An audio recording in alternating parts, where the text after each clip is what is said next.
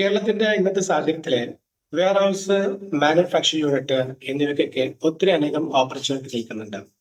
ഒരു ഇൻവെസ്റ്റർക്ക് റൈറ്റ് ടൈമാണ്. കാരണം ഈ ഒരു ടൈമിൽ ഇൻവെസ്റ്റ് ചെയ്യുന്ന ഓരോ വ്യക്തികൾക്കും തീർച്ചയായിട്ടും ആനുപാതികമായിട്ടുള്ള നല്ല രീതിയിൽ റെന്റൽ ഇൻകം ഏൺ ചെയ്യാനും ഒരു പാസീവ് ഇൻകം ഏൺ ചെയ്യാൻ സാധിക്കും. കാരണം ഇപ്പോൾ വളരെ ഹൈ പൊട്ടൻഷ്യൽ നിൽക്കുന്ന ഒരു സമയമാണ്. വിഴിഞ്ഞം പ്രൊജക്ട്, അതുപോലെ നാഷണൽ ഹൈവേയുടെ വർക്ക്, ഒരുപാട് കമ്പനികളുടെ വളർച്ച, അതുപോലെ ഇ കൊമേഴ്സ് കമ്പനികളുടെ വളർച്ച, ഇതെല്ലാം നമുക്ക് അനുയോജ്യമായിട്ട് വരുന്നത് വെയർ ഹൗസ്, മാനുഫാക്ചറിംഗ് യൂണിറ്റ് എന്നിവയിലേക്കാണ്. അപ്പം ഇത്തരം പ്രൊജക്റ്റിലേക്ക് അല്ലെങ്കിൽ ഇത്തരം പ്രോപ്പർട്ടിയിലേക്ക് ഇൻവെസ്റ്റ് ചെയ്യുന്ന ആളുകൾക്ക് തീർച്ചയായിട്ടും ആനുപാതികമായിട്ടുള്ള നല്ല രീതിയിലുള്ള ഇൻകം ജനറേറ്റ് ചെയ്യാൻ സാധിക്കും.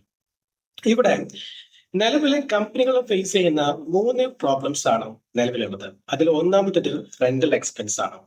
കറന്റ് സിറ്റുവേഷനിൽ നല്ല രീതിയിൽ റെന്റൽ എക്സ്പെൻസ് വരുന്നുണ്ട്. രണ്ടാമത്തെ പോയിന്റ് സ്പേസ്, അതായത് ആവശ്യമായിട്ടുള്ള സ്പേസ് അല്ല ഓരോ കമ്പനികളും എടുത്തുകൊണ്ടിരിക്കുന്നത്. മൂന്നാമത്തെ പ്രോബ്ലം ലൊക്കേഷൻ, അതായത് നിലവിൽ അവർക്ക് ആവശ്യമായിട്ടുള്ള ലൊക്കേഷനിൽ ആ ഏരിയ പോയി കഴിഞ്ഞാൽ നമുക്കൊരു വെയർഹൗസോ അല്ലെങ്കിൽ അത്തരം യൂണിറ്റുകളോ നമുക്ക് കിട്ടാനില്ല. അതുകൊണ്ട് തന്നെ 10-15 കിലോമീറ്റർ ഡിസ്റ്റൻസിലാണ് കമ്പനികൾ വെയർഹൗസ് എടുത്തുകൊണ്ടിരിക്കുന്നത്. അപ്പം ഈ 3 പ്രോബ്ലംസിനെ കറക്റ്റ് ചെയ്യുന്നത് എങ്ങനെയാണ് ഈ 3 പ്രോബ്ലംസ് ക്രിയേറ്റ് ആവുന്നത്? അതായത് ഇവിടെ ഒരു വെയർഹൗസ് നോക്കുന്ന സമയത്ത് മാർക്കറ്റിൽ ഇപ്പൊ പോകുന്ന ഏരിയയിൽ വെയർഹൗസ് കുറവാണെന്നുണ്ടെങ്കിൽ അതിന്റെ അർത്ഥം അവിടെ ഡിമാൻഡ് ഉണ്ടെന്നുള്ളതാണ്.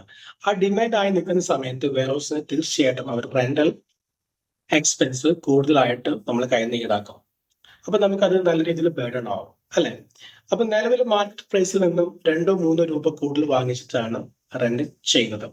രണ്ടാമത്തെ പോയിന്റ് സ്പേസ്, അതായത് ഒരു 10,000 സ്ക്വയർ ഫീറ്റ് റിക്വയർമെന്റുമായിട്ട് ഞാൻ ഒരു ഏരിയ പോയി കഴിഞ്ഞാൽ നമുക്ക് കിട്ടുന്നത് 15,000 അല്ലെങ്കിൽ അതിന് മുകളിലേക്കുള്ള സ്ക്വയർ ഫീറ്റ് വെയർ ഹൗസ് ആണ്. അപ്പൊ അങ്ങനെ വരുന്ന സമയത്ത് അത് എടുക്കുക എന്നുള്ളതല്ലാണ്ട് നമുക്ക് വേറെ ഓപ്ഷൻ വരുന്നില്ല. കാരണം ഇത് പെട്ടെന്ന് പണിത് ഉണ്ടാക്കിയെടുക്കാൻ പറ്റുന്ന ഒരു സാധനമല്ല വെയർ ഹൗസ്. അതുകൊണ്ട് തന്നെ നമ്മൾ അതിലേക്ക് സ്വിച്ച് ചെയ്യണം. അപ്പൊ അങ്ങനെ വരുമ്പം ആവശ്യമില്ലാത്ത ഏരിയയിൽ പോലും നമ്മൾ റെന്റൽ എക്സ്പെൻസ് കൊടുത്തുകൊണ്ടിരിക്കുകയാണ്. അപ്പം 2 രീതിയിൽ നമുക്ക് ഇവിടെ എക്സ്പെൻസ് കൂടുതലായിട്ട് വന്നു.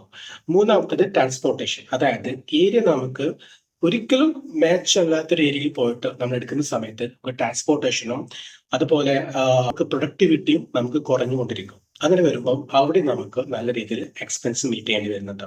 അപ്പം ഈ രീതിയിലുള്ള എക്സ്പെൻസ് മീറ്റ് ചെയ്തിട്ടാണ് പല കമ്പനികളും ഇന്ന് വെയർ ഹൗസ് എടുത്തുകൊണ്ടിരിക്കുന്നത്.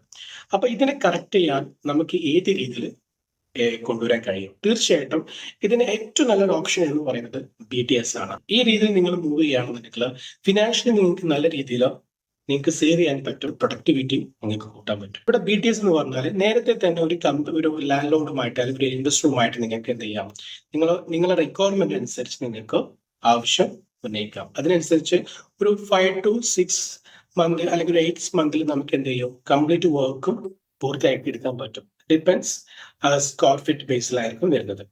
ഓക്കെ, അപ്പോൾ ഇത്തരം സാഹചര്യങ്ങളിലേക്ക് ഒരു വിഷനറിയോട് കൂടിയിട്ട് നിങ്ങൾ കുറച്ചും കൂടെ ഒരു മുന്നിട്ട് നിന്ന് കഴിഞ്ഞാൽ നിങ്ങൾക്ക് ഈ പ്രോബ്ലം നിങ്ങൾക്ക് കവർ ചെയ്യാൻ പറ്റും. കാരണം ഒരു ലാൻഡ് ലോഡുമായിട്ട് അല്ലെങ്കിൽ ഒരു ഇൻവെസ്റ്ററുമായിട്ട് നിങ്ങൾ നേരത്തെ തന്നെ ഒരു സ്ക്വയർ ഫീറ്റിന്റെ റെന്റിൽ നിങ്ങൾ എഗ്രിമെന്റ് എഴുതി കഴിഞ്ഞാൽ തീർച്ചയായിട്ടും അവിടെ നിങ്ങൾക്ക് മാർക്കറ്റ് പ്രൈസിൽ നിന്ന് 1-2 രൂപ നിങ്ങൾക്ക് കുറച്ചുകൊണ്ട് നിങ്ങൾക്ക് എന്ത് ചെയ്യാം, നിങ്ങൾക്ക് ഒരു കോൺട്രാക്ട് സൈൻ ചെയ്യാൻ പറ്റും. രണ്ടാമത്തെ പോയിന്റ്, നിങ്ങൾക്ക് ആവശ്യമുള്ള സ്പേസ് മാത്രം നിങ്ങൾ ചൂസ് ചെയ്താൽ മതി. ഫോർ എക്സാമ്പിൾ ഒരു 10,000 സ്ക്വയർ ഫീറ്റ് ആണ് നിങ്ങൾക്ക് റിക്വയർമെന്റ് എങ്കിൽ തീർച്ചയായിട്ടും നിങ്ങൾ ആ 10,000 സ്ക്വയർ ഫീറ്റ് മാത്രം ബിൽഡപ്പ് ചെയ്യുന്നതായിട്ട് വന്നാൽ മതി. അതിന്റെ മുകളിലേക്ക് നിങ്ങൾക്ക് ആവശ്യമില്ലെങ്കിൽ പിന്നെ നിങ്ങൾ റെന്റ് കൊടുത്തുകൊണ്ടിരിക്കേണ്ട ആവശ്യം വരുന്നില്ല. മൂന്നാമത്തത് ലൊക്കേഷൻ, നമുക്ക് ഓപ്ഷൻസ് ഉണ്ട്. ഇവിടെ നമുക്ക് റെഡി ടു മൂവിലേക്ക് പോകുന്ന സമയത്ത് നമുക്ക് ഓപ്ഷൻസ് ഇല്ല.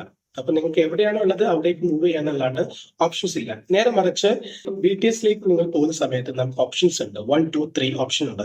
അപ്പം ലാൻഡ് ലോഡുമായിട്ട് അല്ലെങ്കിൽ ഇൻവെസ്റ്ററുമായിട്ട് നിങ്ങൾക്ക് ഡിസ്കഷനിൽ നിങ്ങൾക്ക് നിങ്ങളുടെ കാര്യങ്ങളോ കൃത്യമായിട്ട് നിങ്ങളുടെ സ്ക്വയർ ഫീറ്റോ നിങ്ങളുടെ റെന്റ് നിങ്ങളുടെ ഏരിയ ഇതെല്ലാം നിങ്ങൾക്ക് ഫിക്സ് ചെയ്തുകൊണ്ട് നിങ്ങൾക്ക് എന്ത് ചെയ്യാൻ പറ്റും, മൂവ് ചെയ്യാൻ പറ്റും. അത് മാത്രമല്ല ഒരു വെയർഹൗസ് കെട്ടുന്ന സമയത്ത് നിങ്ങൾക്ക് അനുയോജ്യമായിട്ടുള്ള രീതിയിൽ നിങ്ങൾക്ക് സ്പെക്കിൽ നിങ്ങൾക്ക് പണിയാം.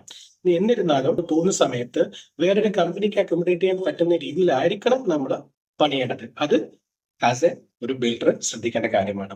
അപ്പം ഈ രീതിയിലാണ് നിങ്ങൾ മൂവ് ചെയ്യുന്നതെങ്കിൽ തീർച്ചയായിട്ടും നിങ്ങളെ ബിസിനസ്സിനും നിങ്ങൾക്ക് ഫിനാൻഷ്യലി നിങ്ങൾക്ക് നല്ല രീതിയിൽ ഗ്രോത്ത് വരും.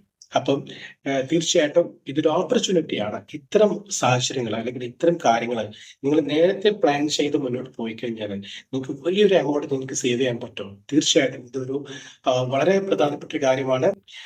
ആസ് എ ഒരു ബിസിനസ് ഓണർ എന്നുള്ള രീതിയിലാണ് നിങ്ങൾക്ക് ഇതിനെ തീർച്ചയായിട്ടും ഒരു ഇനീഷ്യേറ്റീവ് എടുത്തു കഴിഞ്ഞാൽ നിങ്ങൾക്ക് അതിൻ്റെ ഒരു ബെനിഫിറ്റ് നിങ്ങൾക്ക് ഉണ്ടാവും. ഇതുമായി ബന്ധപ്പെട്ട് ഏത് രീതിയിലും ഞങ്ങൾക്ക് നിങ്ങളെ ഹെൽപ്പ് ചെയ്യാൻ പറ്റും, സഹായിക്കാൻ കഴിയും. സോ അത്തരം ആവശ്യങ്ങൾക്കായിട്ട് തീർച്ചയായിട്ടും ഞാൻ നിങ്ങൾക്ക് കണക്ട് ചെയ്യാവുന്നതാണ്.